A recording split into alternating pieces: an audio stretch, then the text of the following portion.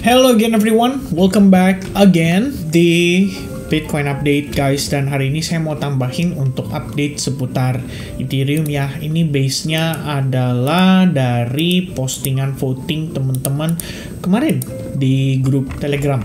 By the way guys, di previous update jangan diambil hati ya, itu cuman bercandaan doang.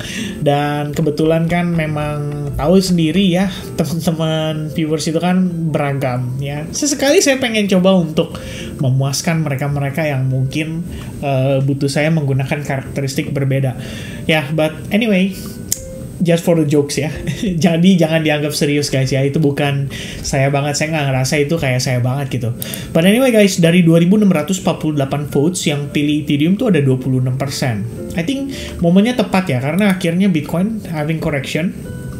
Even though kemarin saya pilih satu bias, kalian tahu dari analisis saya sebelum-sebelumnya memang sebenarnya udah ada pertimbangan untuk memperhatikan possibility untuk Bitcoin ada retracement lebih dalam. Nah, tadi malam saya sekaligus ajak teman-teman belajar untuk react. Jadi begitu data keluar, begitu market gak kasih reaction sesuai dengan ekspektasi, apa aja yang saya lakuin, itu teman-teman di Telegram harusnya bisa ngikutin the whole process.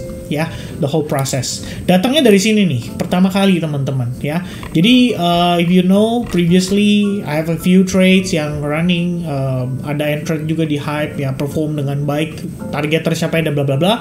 But anyway, the next one adalah Bitcoin. After semalam nyentuh zona yang saya mau, price rebound, impulsif. Tapi kemudian kalau kalian lihat, saya langsung ngasih tahu ke teman-teman juga apa yang terjadi 3 jam setelah New York Open. Price gagal, closing di high point-nya setelah ambil order di salah satu area demand. Ini sebenarnya sign kalau Bitcoin tuh butuh demand dari harga yang lebih di bawah atau lebih rendah. Sebetulnya bisa aja react dari zona internalnya, akan tetapi kalau gagal, kita bisa mengharapkan Bitcoin main di bawah 108.250 dan nyari area baru untuk potensi higher low. Alasannya apa? Ternyata semalam ada efek geopolitical tension ya. Jadi kalau kalian search keywordnya ini lagi hot banget hari ini. Hilang teman-teman ya. Saya salah pencet ya. US, Iran, Israel. Jadi kalau saya baru tahu kalau pencet shift enter ternyata dia keluarnya ini ya, ganti page gitu. Ini yang lagi baru teman-teman tuh ya, lagi hot banget dan ini berlangsung tadi malam banget ya. Israel appears ready to attack Iran, officials in US and Europe say. Dan ini kejadiannya semalam ya, jadi bukan semalam lah, tadi pagi teman-teman, subuh-subuh. Dan ketika itu terjadi ternyata bukan cuma Bitcoin yang terkena dampak ya, tapi S&P 500 turun dan XAU sendiri melejit naik gitu, menguat. Nah ini kalau efek geopolitik ya memang kayak begini. Nah sebetulnya ini random guys, gak ada yang tahu pasti gitu. Kalau misalnya kita mengambil keputusan atau decision berdasarkan inflation report, sebetulnya decision untuk buy atau long on Bitcoin itu udah bagus banget gitu ya. Dan tentu saja kita bisa mengatakan dengan lebih confident kalau the Fed nggak punya alasan untuk dia terlalu berani mempertahankan suku bunga. Di saat ketika kita tahu sebenarnya US itu udah mau deadline refinancing hutang-hutang mereka gitu. Jadi memang dorongan dari Trump kan selalu menekankan untuk lu harus pangkas suku bunga nih, harusnya gitu kan. Jangan sampai telat, jangan sampai timingnya kurang bagus gitu. Dan ternyata setelah data tadi malam, CPI yang month over month-nya bagus guys. Month over month sebenarnya bagus karena di bawah 0,2% dari previousnya. Sementara untuk yang year over year memang dia ada kenaikan. Tapi setelah saya cek, kalau kita lihat di periode bulan Mei, di tahun yang sama di di waktu yang sama, yaitu di 2023 bulan 2024 bulan Mei, itu memang harga bensinnya tinggi sekali gitu. Jadi walaupun kita ngelihat kemarin itu secara US oil ada kenaikan, tapi kenaikannya ternyata tidak terlalu mempengaruhi secara keseluruhan hingga angkanya bisa kembali ke angka 2,5%. Mungkin kalau di 2,5% situasinya bisa jadi berbeda, tapi untungnya teman-teman karena rilis datanya ternyata di 2,4% setelah ditotalkan ya keseluruhan. Jadi ada food, energy, kemudian ada shelter, ada insurance dan lain sebagainya dijadiin satu, angkanya ketemunya di 2,4%. Dan ini terbilang bagus ibaratnya karena PCE yang dirilis pada akhir bulan lalu itu angkanya juga nunjukin udah dekat banget dengan target daripada proyeksinya The Fed. Itu udah oke. Nah, ntar malam ya tambahan data aja lah ya, yaitu ada PPI guys. Jadi kalau kita ngelihat PPI ini technically ya sama-sama bisa mempengaruhi pergerakan market juga. I think nanti kita lihat lagi datanya seperti apa. Nah, tinggal pertanyaannya adalah ini berlangsung lama nggak nih ya? Ini lagi hot-hotnya soalnya guys. Beberapa berita-berita ini tuh sifatnya masih bener-bener baru dan ya masih berlangsung gitu. Kecuali kalau tadi malam tiba-tiba bocor informasi atau data itu, atau bisa dibilang rencana ini kemudian tiba-tiba gak jadi gitu ya kan, tiba-tiba hari ini damai gitu. Oke, saya mau telepon deh ya, misalnya Pak Netanyahu ya kan, Prime Minister Israel, dia telepon tuh ke Iran gitu kan, ya udah gue nggak jadi nyerang ya gitu. Kenapa? Soalnya gue udah nge-buy nih di bawah gitu. Sekarang saatnya pump the market, kan kayak nggak mungkin gitu juga ya teman-teman. Maka kondisi ini ya obviously mempengaruhi market. Namun ini menjadi naratif yang cukup baik sekali untuk bantu sebenarnya Bitcoin mengalami reset dulu. Kabar baiknya situasi itu juga akan memberikan mereka nih ya, klien-klien institusi ini untuk kemudian bisa serok dengan harga lebih murah. Oke, nah secara inflow dalam 3 hari terakhir sih bagus guys, sudah tembus angkanya tuh udah hampir $1 miliar lagi. Cepet banget sebetulnya ya, walaupun katakanlah sekitar akhir Mei itu sempat outflow ya 1 miliar lebih, tapi baliknya cepet kok ya, cuman singkat aja 2-3 hari gitu. Nah cuman yang di highlight itu sebenarnya yang menarik adalah Ethereum. Di saat kemarin Ethereum inflow Bitcoin cuma $100-an juta, Ethereum $240 juta guys. Ini kayaknya lagi mulai dimainkan supaya Ethereum akhirnya nih buat mereka-mereka yang pada nyangkut beli di pucuk tuh, termasuk kan klien institusi dan anaknya Donald Trump juga tuh. Dia kan bilang buy Ethereum, tapi dari harga di atas 3.000. Kayaknya ini udah mulai mau dimainkan naratifnya. So kita bisa ngelihat ada kemungkinan rotasi money flow, tapi lebih dominan masuknya nanti ke Ethereum. Ya, that's gonna be a good news anyway ya, buat teman-teman yang nge-hold di Ethereum. Nanti kita bahas price actionnya kayak gimana, apa yang perlu di-expect dan key level, serta bagaimana kondisi kita mungkin bisa memanfaatkan atau cari peluang di sana. Ya, but overall guys, dari yang saya pengen sampaikan di sini untuk update sekilas saja review ya dari analisis sebelumnya. Jadi kalau di previous update kalian tahu zona di mana saya akan berencana untuk buy atau long on Bitcoin tadi malam setelah data informasi tersebut, setelah situasi Bitcoin yang gagal menciptakan higher high, saya langsung lakukan yang namanya mitigasi resiko. Jadi saya buat Bitcoin saya secara posisi itu risk free ya. Jadi stop loss-nya saya manage ke zona entry point saya. Jadi kalau misalnya nggak sesuai dengan ekspektasi, ya udah done gitu ya. Buat saya posisinya kemarin nggak rugi di Bitcoin gitu ya. Cuman dia balik ke entry point, ya udah saya anggap nggak ada transaksi, posisi terclose, nggak ada profit tapi nggak ada resiko juga. Kabar baiknya adalah saya jadi punya peluru yang bisa saya pakai lagi hari ini gitu. Jadi kalau buat saya, daripada saya nge-keep posisi malah jadi penyakit gitu kan, lebih baik ya udah close dulu, tidur, bangun pagi lihat lagi peluang baru. Ya, that's always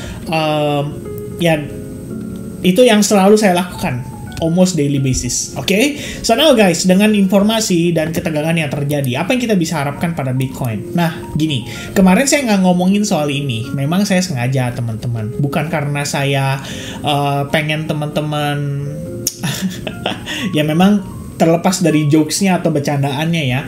Sebenarnya kan memang bias ini udah ada ya kan dari video yang sebelum-sebelumnya. Ya, saya menyampaikan kepada teman-teman sebetulnya hanya lebih kepada untuk kalian mengantisipasi resiko daripada koreksinya. Oke, Bitcoin itu nggak mungkin tegak lurus terus juga. Pasti ada titik di mana kita akan mengalami koreksi atau retracement. Kadang perlu drama, diciptakan lewat drama, Nah, kadang kondisinya kayak gini, nggak terduga. Ternyata gara-gara berita perang gitu kan, dan akhirnya menyebabkan Bitcoin mengalami close dalam keadaan negatif atau bearish. But if ya kita lihat secara keseluruhan, biar saya perjelas dulu. Lagi-lagi jangan ikutin Pana ya, jangan saya bikin begini terus kamu beranggapan saya akan turun sekian gitu, enggak ya. Pana itu bebas guys, saya mau bikin begini juga bisa gitu, ya kan. Habis itu saya hapus, misalnya ya, saya ganti chart yang lain, terus saya bikin sama kalian Pana yang baru begini gitu kan. Nah, mana analisa yang benar itu yang saya tunjukin dan saya bilang sama kalian sesuai dengan yang saya omongin di video sebelumnya. But what's the point gitu, ya kan? Tujuan dari kita menciptakan analisa ini atau kita menganalisa sebuah pergerakan adalah guna kita mengetahui resiko apa yang kita hadapi, bukan apa yang kita harapkan. Paham ya teman-teman sekalian? Jadi kalau misalnya kamu ya saya tinggal gonta-ganti doang, ya kan, keluarin 1, keluarin 2, keluarin 3, keluarin 4 ya. Ini kan chart Bitcoin ada banyak. Ngapain juga ya kan, satu-satu gue gambarin nih. Nggak, kalau inget nggak terakhir saya ada ngomong sama kalian begini skenarionya gitu kan. Habis itu saya bikin lagi ntar ya kan di bawahnya, misalnya di chart yang lain. Waduh, ini chart apa pula ya, sama begitu teman-teman. Misalnya saya bikin lagi chart begini, ini lain lagi nih. Oke guys, inget ya kemarin saya ada bilang kan kayak begini, Bitcoin bisa turun jauh dan bla bla bla bla bla bla bla. Ya tapi buat apa gitu ya kan? Saya bukan lagi mencari pembenaran gitu kan, bukan mencari validasi juga. But I would like to help you guys understand ya, dengan kondisi market itu, bahwa probabilitas itu selalu berubah-ubah. Mana yang lebih dominan, mana yang kurang dominan. Nah, sekarang saya mau jelasin sama teman-teman which one yang menurut saya secara probabilitas lebih tinggi. Oke, ini low probability. Ya, yang ini nih teman-teman. Ketika kita berbicara soal possibility for Bitcoin mengalami ABC corrective wave. Kenapa saya katakan agak low probability-nya? Karena ada beberapa case Bitcoin itu kadang-kadang saat saya pikir di sini ABC, ternyata ABC-nya begini guys tuh. Ya kan? This is ABC tuh. Selesai. Maka kalau kalian lihat in the bigger pictures, technically ini adalah run up-nya nih. Boom. Dari sini. Tap. Habis itu koreksi, baru dia mau siap naik lagi, ya kan? Nah, kalau misalkan seandainya Bitcoin nanti terkoreksi, biasanya sih belum tentu koreksinya sehalus ini gitu. Biasanya ini bisa koreksi dalam keadaan agresif sekalinya dia koreksi. Atau kadang-kadang yang paling gak enak nih adalah momen market kayak lagi summer holiday tahun lalu, 2024. Jadi dia saya pikir ABC doang, ternyata ABCDE, habis itu baru dia naik lagi gitu. Dan itu butuh katalis besar, seperti kemenangan Donald Trump. Tapi ada beberapa kasus Bitcoin terkoreksi, tapi seperti ini. Jadi ABC, B-nya itu fake out dulu. Jadi kayak bull trap. Tuh ya, bull trap, ABC, baru kemudian dia naik. Oke, and then naik dia ke atas, kalian lihat lagi di sini, ini ABC besar guys tuh. ABC, baru kemudian naik. Nah, beda-beda guys, jadi nggak sama percis gitu. Akan terjadi seperti yang sebelum-sebelumnya. Nah, ini lagi nih, ABC. Tuh. ABC, baru dia naik lagi. Nah, sekarang gimana kalau kita lihat? Sebetulnya kalau secara karakteristik, ini tergolong dalam running flat. Hitungannya ya. Ya belum tahu juga sih akan running flat atau zigzag gitu. Tapi kalau running flat, biasanya itu bisa above 79%. Jadi kalau retracement kita itu di atas 79% atau di bawah 79%, kita bisa mengatakan ada kemungkinan lah dia ngarahnya ke running flat gitu. Lebih bagus lagi sebetulnya kalau dia fake out. Jadi jatuhnya ini kayak bull trap. Ya, bull trap dulu, dia ngambil liquidity, habis itu dia banting dulu ke bawah. Tujuannya apa sebenarnya? Ini juga bisa dikatakan seperti ini gitu. Jadi kayak technically dia membentuk struktur untuk bullish gitu. Ya, nggak jadi masalah. Nah, cuman kalau buat saya, intinya view ini lumayan low lah probability-nya. So which one Vin yang high probability? Nah, saya jelasin dulu. Kalau mau lihat di sini, Bitcoin itu setelah membentuk sebuah trendline, dia akhirnya kan breakout impulsively. So structure wise kita bisa bilang ini bullish. Namun, seperti yang saya katakan, kemarin itu kan kita ngedapetin closing Bitcoin dalam keadaan membentuk fair value gap. Apa yang biasa dilakukan teman-teman? Biasanya Bitcoin bisa rebalancing. Nah, hari ini tuh proses rebalancingnya. Dan kalau berdasarkan candlestick, ya candlestick nih kalau kita lihat, ini tuh kita inside bar guys. Jadi posisinya kita tuh di dalam ini nih, dalam candle yang hijau ini. Ya ini anak-anakannya nih. Nah, biasanya kalau kayak gini, saya mengatakan sama teman-teman tadi di SAG, udah boleh siap-siap berpotensi sideways ya. Jadi bisa sideways dulu kayak 2-3 hari, 4-5 hari, atau 6-7 hari bahkan. Habis itu baru nanti ada big move. Ya, sering terjadi nggak? Oh iya dong, tentu saja gitu, ya kan? Di sini sama inside bar, ya kan? Berapa hari teman-teman? Sejak dia membentuk lebih kurang butuh waktu 5 harian lah sampai akhirnya dia breakout. Di sini juga sama inside bar. Tuh. Ya, berapa hari teman-teman? Butuh waktu sekitar 7 harian. Baru kemudian ada impulsive move up-nya. Nah, di sini juga sama teman-teman. Take a look. Tuh, inside bar. Berapa hari? Lebih kurang 5 harian. Ya kan? Before akhirnya dia impulsive up. Nah, jadi kalau kita lihat hari ini itu sebenarnya sama kemarin dan lusa yang kemarin, hitungannya baru 2 hari lah kita mulai masuk bermain di dalam range ini gitu. Nah, kalau kamu saya bawa ke time frame yang lebih besar, by the way ini update kemarin ya. Jadi saya kasih penjelasan nih teman-teman biar nggak salah paham, ntar dianggapnya saya rugi lah dan bla bla bla, bikin kalian boncos lah dan bla bla bla gitu. Makanya saya nggak terlalu suka share trading plan karena saya nggak langsung bikin update video. Guys, saya cut loss ya. Hey guys, saya update ya stop loss saya gitu. Kalau kayak gitu, waduh ya. Capek juga guys ya, mesti standby terus di depan layar. So intinya kemarin idea saya kayak gini. Begitu masuk data CPI, posisi saya kena tap. Abis kena tap, dia running perform dengan baik. Oke, sampai sini saya masih confident karena yang terjadi adalah dia terbentuk fair value gap. Abis itu fair value gapnya di rebalance doang tuh. 1-2 candle, habis itu dia naik lagi, impulsif. Sampai sini saya udah pede. Wah, ini bagus nih. Harusnya Bitcoin akan break nih. Dan ngejar ke high point berikutnya. Ngapain saya take profit? Ya kan, ketika saya lihat momentumnya udah bagus gitu. Nah, begitu saya tahu, oke, ini memang ada minor SNR, what happen next? Itu yang akhirnya membuat saya berpikir. Oke, we saw a rejection, but this rejection maybe hanya rebalance saja ke sini. Ya kan? Mungkin rebalance doang. Jadi ngambil doang, habis itu dia naik lagi gitu. Seperti biasa kan prosesnya seperti itu. Ternyata dia turun guys. Rejected, and then dia turun. Testing internal order block yang responsible atas breakoutnya ini. Nah, permasalahan berikutnya adalah kalau ini aja nggak ketahan, artinya apa teman-teman? Market butuh discount lebih banyak. Atau ada perubahan sentimen. That's it. And this is what happened next gitu.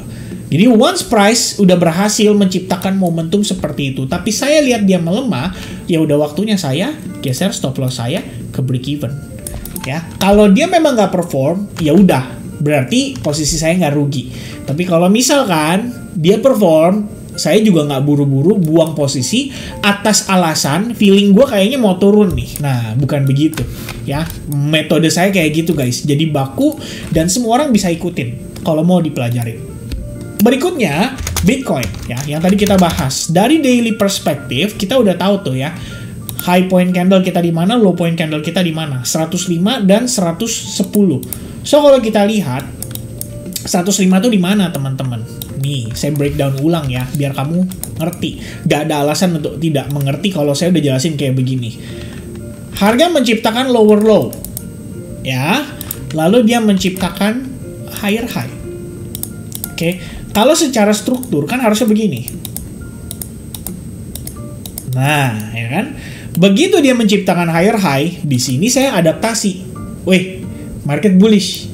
Reversal nih, bagus gitu. Berarti dia cuma ngambil liquidity di zona ini. Begitu dapat barangnya, begitu dapat harga murah, pembeli gue agresif. Nah, yang saya tahu adalah gue punya pembeli di sini agresif. Nah, setelah dia beli sebegitu kencangnya, di atas kemarin kita dapat datanya CPI. Dan pembeli saya itu nggak kuat ngangkat harganya. Kalau kita bawa ke samping, kamu lihat ini bukan level sembarangan. Memang level ini saya sudah marked up dari previous video yang selalu dibilang analisa dua arah gitu. Karena memang 110.000 adalah zona resistance-nya gitu kan. Datang dari mana? Previous high point, and then di zona ini saya anggap sebagai fake out. Karena kalau misalnya saya bawa ke time frame weekly, yang kamu lihat tuh kayak begini, ya. Gak ada tuh yang namanya body candle di atas gitu. Jadi di daily tuh gak kelihatan. Yang terjadi di daily gak kelihatan yang terjadi di weekly. Kira-kira begitu. Nah, Kemudian setelah kita udah tahu clue-nya, oke, I saw some rejection dari 110.000. Katakanlah kalau ini khususnya di time frame kecil ya, kita pembulatan teman-teman 250 karena saya nggak suka lihat angkanya lari-lari gitu ya, kayak 1110, 223 gitu ya. Nah, misalnya seperti ini. This is what we have right now. This is our resistance. Nah, pertanyaannya adalah di mana support kita. Kamu bisa gambar dua zona. First zone adalah ini. Merupakan level 106.580 datang dari sini. Support becomes resistance, resistance di breakout, and now potentially become support. Oke, kita note dulu. Ya, itu ada satu. Kemudian, kalau berdasarkan candlestick principle, on the daily perspective, yang tadi saya tandain ke teman-teman, ini adalah low-nya dan ini adalah high-nya. Oke, di daily kayak begini. Tuh. Saya bawa ke samping tuh ya, biar kelihatan. Saya nggak nambahin garis ya, kita balik ke sini. Lalu, on the way, dia naik, apa yang terjadi teman-teman? Konteks apa yang kita punya pada saat dia lagi running up? Pertama, harga itu sempat nggak mampu break. Jadi dia isi bensin sebentar, and then boom, dia breakout. Artinya, this swing adalah swing yang responsible buat Bitcoin breakout dari area support resistance ini. Oke? Nah, zona itu yang saya tandain. Jadi kalau kalian lihat, setelah harga break, oke, kita anggap dia masuk dalam fase retracement-nya. Itu kita take a note ya, teman-teman sekalian. Nah, setelah dia retracement, pertanyaannya adalah, kalau dia retrace atau dia koreksi, zona mana nih dia bakal berpotensi ngerem? Yang saya tandain adalah dengan berbagai analisa dan data tadi, saya tambahin lagi satu di sini, yaitu imbalance atau fair value gap. Plus, kita punya yang namanya order block. Di zona ini, memang kebetulan zona yang sama low pada low di time frame daily. So, secara keseluruhan, this is the idea, guys. Tuh. Ya, idea yang saya create atau yang saya post berdasarkan analisa saya secara detail. Ya, jadi yang saya data, yang saya analisa kayak gini, guys, tuh. We have a market structure shift, we have a shift di sini, we have order block di time frame 4 jam tadi, tapi saya bawa di time frame 1 jam untuk saya post, and then we have this order block area di bawah. That's it. Ya, apakah price akan react dari sana? Ya nggak tahu. Mungkin tergantung PPI nanti malam. Kalau PPI-nya ternyata mendukung dan ketegangan tiba-tiba mereda, ya why not? Ya, bisa aja dia mantul dari sana gitu. So, idenya adalah, kalau buat saya akan utilize dia punya internal structure ini. Oke? Dan prosesnya kan bisa aja begini. ABC, corrective wave. Just a moment before dia rebound. Gitu. Ya, paham ya teman-teman? Nah, guys, sekarang saya mau kasih sedikit wejangan sebelum saya tutup. Biar fair. Guys, posisi saya di Bitcoin tadi malam, kalau buat saya, stop loss di break even, itu artinya saya nggak win. Ya, kalau saya set stop loss di atas daripada saya punya entry point, saya anggap itu plus. Terus saya bilang ini sebagai menang atau profit. Buat saya ini kurang tepat untuk dikatakan seperti itu. Ya, kalau pola pikir saya bantu kasih penjelasan sedikit biar teman-teman di sini bisa memahami ya bahwa win rate itu bukan dibentuk karena transaksi kamu profit gitu kan. Kalau buat saya win rate itu harus sesuai dengan kriteria saya. For example, di sini misalkan win rate saya cuma 40% deh. Ya. Apa transaksi yang dianggap win? Bagi saya, win itu harus 3 kali rasio saya. Kalau saya risking for $100 atau $100 teman-teman, my winners harus 3 kali daripada resiko itu. Jadi 280, 285, dan 300. Ini baru winning posisinya, guys. Ya, kalau saya cuma profit, katakanlah SL nih di deket break even, kan saya bisa aja ngeklaim kalau kemarin gua SL profit gitu kan, SL plus misalnya, di atas entry point kasih jarak sedikit. Jadi apa teman-teman? Di sini saya win, misalnya cuman 10, but still win gitu loh, still profit gitu. Berarti gue win rate-nya bagus. Nah, kalau kayak gitu nggak fair ya sebetulnya. Dan nanti teman-teman pola pikirnya jadi nggak bener, dalam tanda kutip berbicara soal win rate malah jadi malah jadi ngambil win rate itu sebagai acuan kalian, padahal kan bukan perkara kalian seberapa sering win atau seberapa sering benarnya gitu kan, tapi lebih kepada how do you make profit even though you took some losses di transaksi. Oke? Ya sebenarnya kayak gitulah tantangannya ya. For example misalnya KIA, oh not this one ya teman-teman, ini jangan disamain ya. Previously oke, dapat 3 kali rasio. Tapi kalau saya ruginya berapa teman-teman? Ya, ini saya bisa cut early, setengah doang, ya kan, risking setengah doang. Kemudian ada, ya misalnya yang langsung directly hit stop loss. But gak cuman itu, sometimes we also have a profit gitu. Kemarin saya manage transaksi pada Ford Coin, akhirnya stop loss plus. Ini baru definisi stop loss plus nih. Saya stop out dalam keadaan profit saya running lumayan gede, guys. Range-nya gitu. So saya enter di bawah, saya close di atas. Berapa tuh winningnya? Ya. Tapi buat teman-teman biasa G ya terutama, saya tetap kok. Saya bilang sama mereka, report saya fair. Saya akan bilang ke kalian kalau itu 3R transaksi, ya, bukan profit maksimal gitu ya, bukan profit kayak tahu-tahu 9R, 8R gitu ya. So I'm just gonna be fair tuh. Saya bilang sama mereka tuh. Untuk report saya tetap anggap ini 3R ya. Kira-kira begitu. So saya geser SL plus, saya ajarin caranya, this is how we manage the trade. Truly gitu ya. Bukan sekedar ya udah dekat break even tapi saya anggap itu profit juga gitu. Nah, jangan salah paham di sana teman-teman. Oke? So, penjelasan saya lebih kurang begitu guys yang saya pengen sampaikan hari ini, tapi saya sedikit kasih tambahan tadi berupa pengertian aja supaya teman-teman bisa benar-benar membedakan which one yang kita call sebagai win rate, which one yang sebenarnya it's not actually win rate tapi kalian anggap itu profit ya, kalian anggap itu winning trade ya, nggak ada masalah juga. Itu I think personal preference, cuman jangan jadikan win rate sebagai patokan. Itu kalau sedikit pesan dari saya sebelum saya tutup teman-teman. Dan pada akhirnya seberapa kamu bisa bertahan atau survive di market adalah how you take the losses gitu loh. Kalau buat saya ngelihatnya kayak gitu ya. Anda rugi, tapi gimana mental kamu menanggapi kerugian itu dan gimana kamu react atas kerugian itu.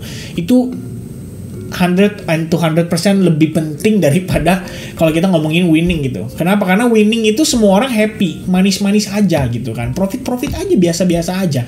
Tapi kalau kita udah ngomongin Anda kena losing trades, nah itu biasanya yang orang cepat balas dendam, secara emotion kena dan lain sebagainya ya. Itu yang saya harapkan teman-teman bisa dipelajari hari ini dan mendapatkan sedikit pencerahan lah supaya bisa lebih mengerti. Dan sometimes kesabaran itu penting teman-teman. Jadi kalau saya memang bilang ya ada potential untuk dia pullback tapi nggak langsung pullback ya doesn't mean tidak akan terjadi pullback gitu ya. Bisa aja 2-3 hari lagi dia baru pullback dan ternyata pullbacknya aja setelah CPI. Padahal CPI bagus, tapi kena sentimen ternyata dia pullback akhirnya.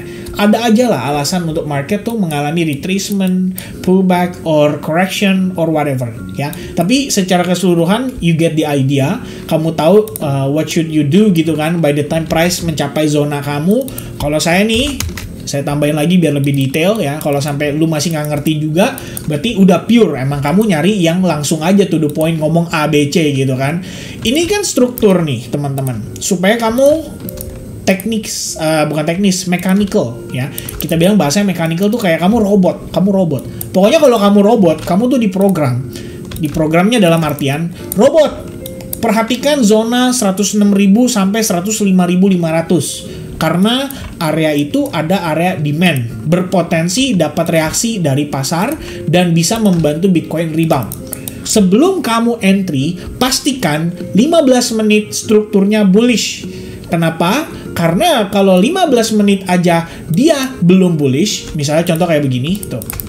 Ya, kalau 15 menit aja dia belum bullish, maka demand-nya pun jadi tidak terlalu valid. Artinya selling pressure masih berlanjut. Jadi kalau kita lihat nih contohnya kayak gini. High, low, lower high, lower low, and then start ada higher high. Anda tinggal tunggu higher low. Dan Anda involve di market, ride the move. kira-kira begitu ya. Maka saya sampaikan tuh prompt saya ke robot atau ke AI itu, pokoknya lu nggak akan long kalau dia tidak mengalami reversal dari recent high point-nya. Jadi kalau dia tidak reversal, saya tidak long. Oke, dicatat bosku, aman. Kira-kira begitu ya teman-teman. Jadi semoga cukup jelas dari apa yang saya sampaikan pada sore hari ini lewat video ini. Mungkin kalian nontonnya malam, mungkin kalian nontonnya besok pagi, tapi yang penting teman-teman bisa dapat sesuatu dari idea yang saya ingin sampaikan. Dan jika seandainya terbantu, make sure to hit the likes button guys, and help me to achieve minimal 750 likes deh di video ini ya. Saya nggak minta 1000, kalau boleh dikasih 1000 bagus, kalau nggak ya sudah gitu. Tapi kalau misalnya bisa tercapai 750 likes, we will do another live streaming this week, dan kita akan ngomongin tentang ya update pasar ya untuk persiapan FOMC minggu depan. Ya I think itu sebagai bentuk appreciation aja ya dari saya buat teman-teman dan teman-teman buat saya juga. Oke, so God bless everybody, have a nice day, and God bless you all ya. See you guys again in the next update. Cheers, bye bye guys.